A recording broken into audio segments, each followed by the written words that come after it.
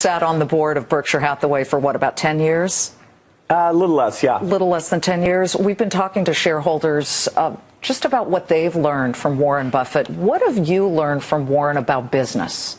Well, I've learned a massive amount because I've gotten to talk to Warren about how he thinks about businesses, pricing, competition, what the value of stability is. So the whole way I approach my schedule, the way I think about business opportunity. Your schedule, he still uses a little handwritten booklet. Hey, but he has a good schedule. He keeps his time free. It is a good example for people of only doing those things that are absolutely critical.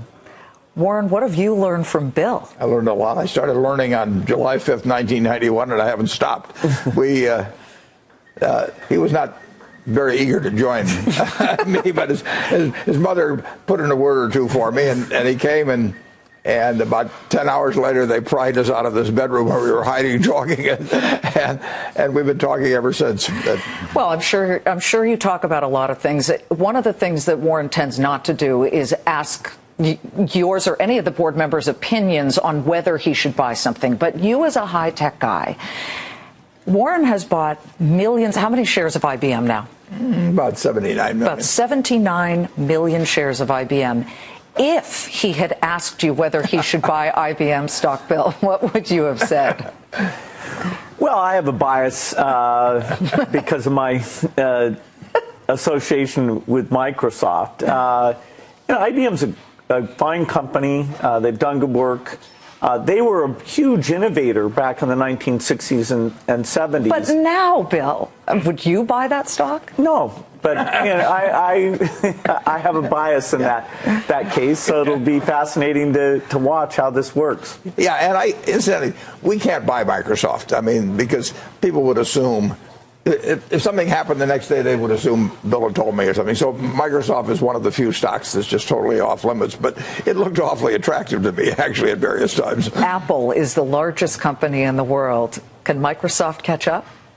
Well, it's amazing how well all the top technology companies are doing. Google's doing well, Apple's doing well, Microsoft's doing well. It speaks to the fact that the digital revolution has just begun. I mean, we're getting onto your wrist now. We're going to do robots. There's all sorts of ways that the software revolution is just starting. Which leads us to all the cybersecurity problems. It seems like every other day there's a hack attack or some type of breach.